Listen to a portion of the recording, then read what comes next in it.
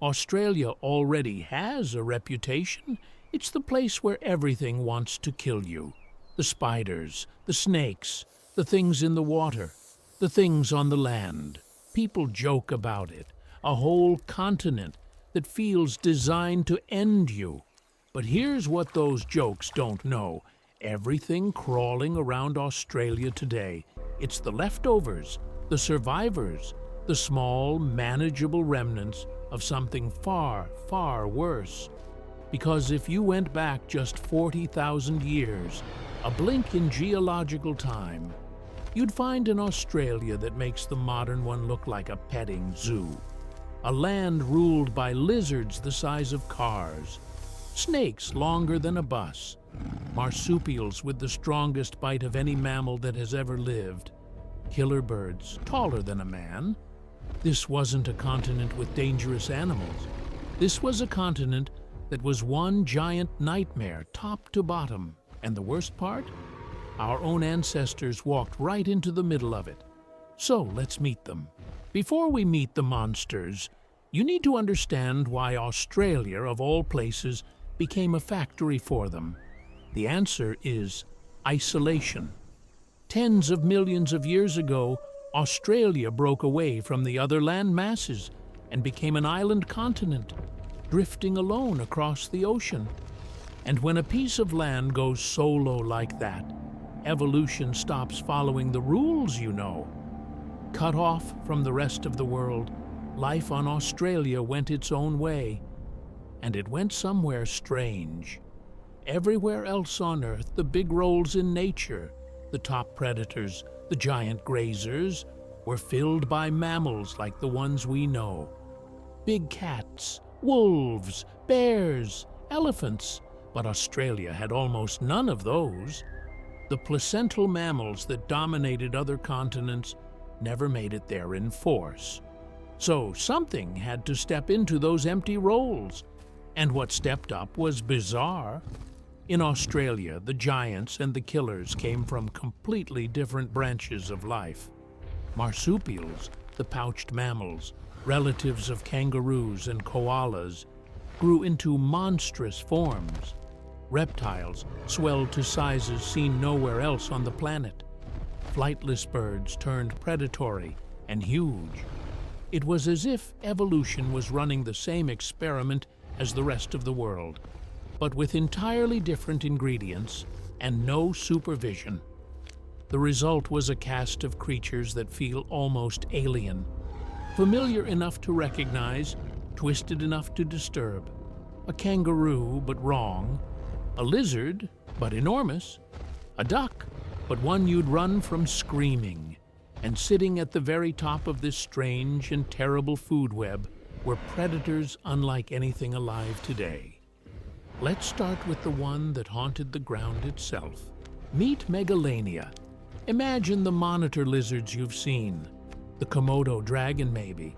That thick, muscular reptile with the forked tongue and the slow, deliberate menace. Now, scale it up, way up. Megalania was a goanna, a monitor lizard that grew to lengths of up to 5, possibly 7 meters, and weighed as much as a small car. It was, as far as we know, the largest land-dwelling lizard that has ever existed. This was an ambush predator on a nightmarish scale.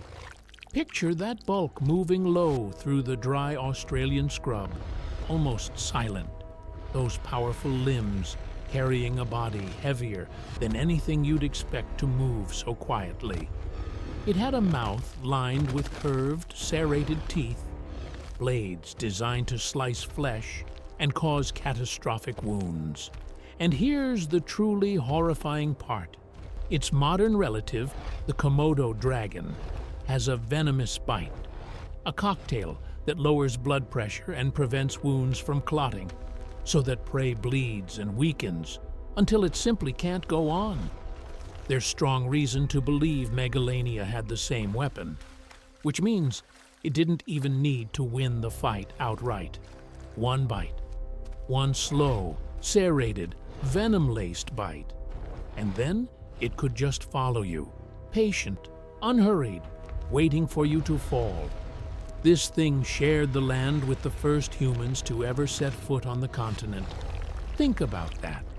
You've crossed an ocean. You've arrived in a new world. And waiting for you in the underbrush is a venomous lizard the size of a saltwater crocodile that has never seen a human and has no reason to fear one. But as terrifying as Megalania was on land, the thing waiting in the water might have been worse.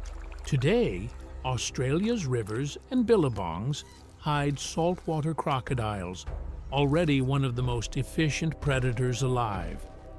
But in the prehistoric past, the water and the land around it hid something with a different and more unsettling design. Meet Quincana, a crocodile, but not the kind that lurks half submerged, waiting at the water's edge. Quincana was built to hunt on land. It had longer legs, held more upright beneath its body, letting it chase prey across open ground rather than ambush it from the shallows. And its teeth weren't the simple cones of a modern croc, made for gripping and drowning. They were flattened and serrated like steak knives, blades meant for slicing into flesh on the run. Sit with that image for a moment. A crocodile that doesn't wait in the river. A crocodile that comes after you over dry land, on legs built for the chase, with a mouth full of cutting blades. It strips away the one comfort you have with modern crocodiles, the idea that if you just stay away from the water's edge, you're safe. With Quincana, there was no safe distance, and the water itself wasn't empty either. Coiled near it, hidden in the reeds and the leaf litter, was something that didn't need legs at all. Wanambi, a constricting snake that grew to 5 or 6 meters long. It wasn't venomous. It didn't need to be. It would lie in wait near the watering holes where animals and people came to drink, and it would take them by ambush, wrapping coils of pure muscle around its prey and squeezing until nothing moved. A land predator that was a crocodile, a snake guarding the water. There was, quite literally, nowhere safe to get a drink. And we still haven't reached the strangest killer of them all.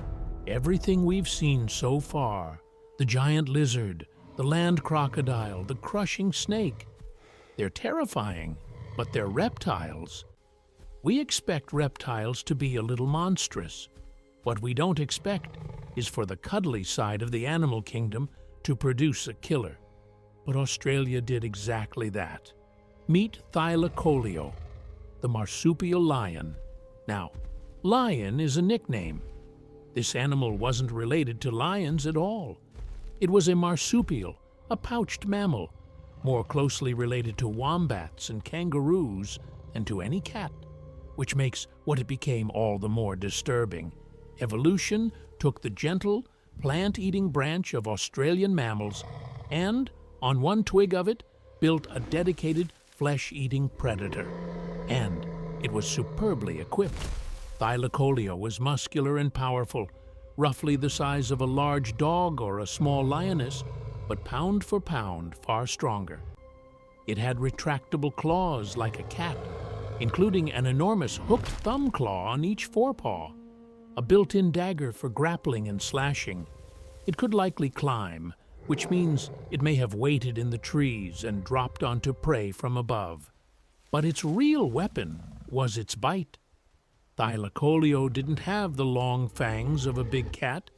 Instead, it had a pair of enormous, blade-like cheek teeth that worked like bolt cutters, and jaw muscle so powerful that, relative to its body size, it had the strongest bite of any mammal predator known to science, living or extinct. It could punch through hide and crack bone with a single, efficient snap. Where a lion might wrestle with its prey for minutes, Thylacoleo could end things almost instantly. A predator with a cat's claws, a bolt cutter bite, and possibly the habit of dropping on you from the branches above. And it wasn't even the biggest threat looking down at you. Look up, because the skies and the open plains had their own monsters, and some of them make the predators we've met look almost reasonable. Start with the birds. We've all heard that some birds can be aggressive, but prehistoric Australia had Dromornis, and birds like it, that took it to an absurd extreme. These were flightless giants, standing up to 3 meters tall, heavier than a horse, with necks like tree trunks and massive, powerful beaks. Some of them have been nicknamed demon ducks because, strange as it sounds, they're related to waterfowl, a duck's distant cousin scaled up into a towering, ground-bound monster. Whether they were aggressive hunters or just enormous and territorial, the sight of one bearing down on you would have been the stuff of pure terror. But the real giants of this world weren't the predators at all. They were the plant eaters, and the biggest of them was Diprotodon. Diprotodon was the largest marsupial that has ever existed, roughly the size of a rhinoceros or a small hippo, weighing close to 3 tons. Picture a wombat. Now picture a wombat the size of a car. That was Diprotodon.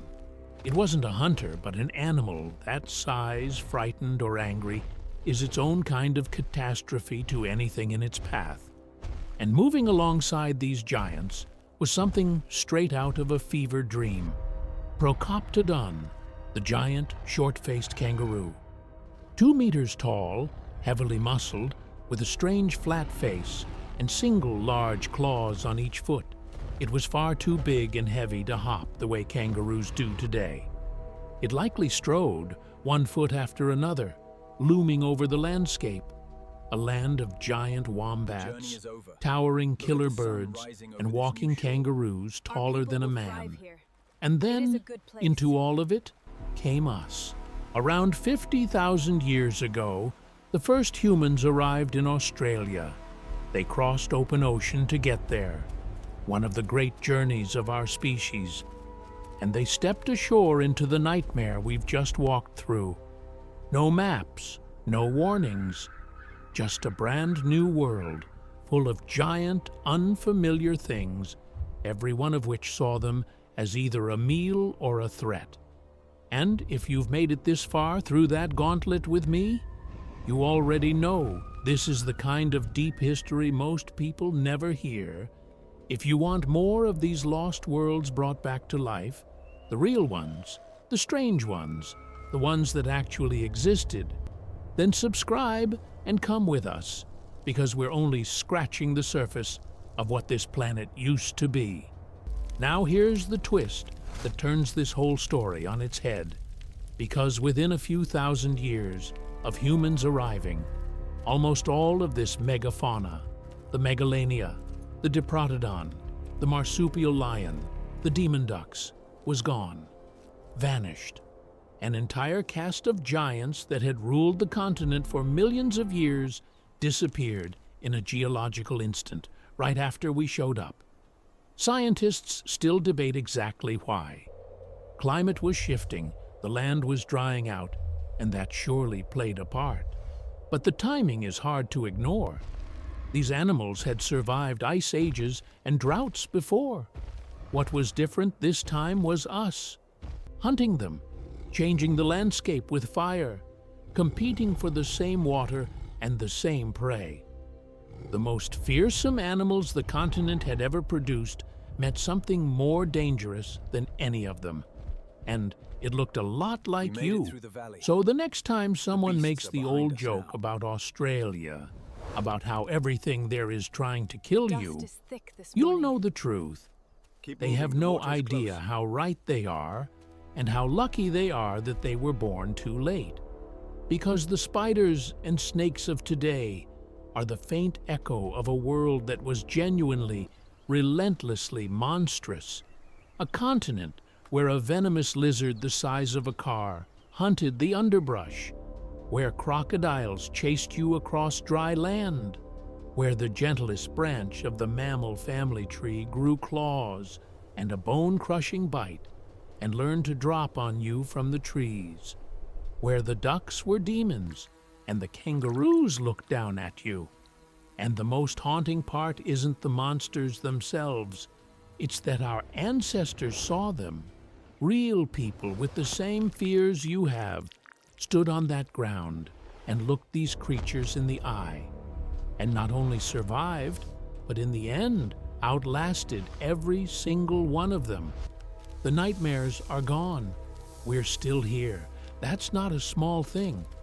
That's one of the most remarkable survival stories our species has ever written. The Australia of today, with all its venom and danger, is the quiet afterword to that story. A peaceful epilogue to an age of giants. If this one got under your skin, follow the channel so you can keep exploring these lost and terrifying worlds with me. And share it with 5 people who think they know how dangerous Australia really is. Then tell me in the comments, which lost world full of monsters should we step into next? I read every single one. I'll see you in the next lost world.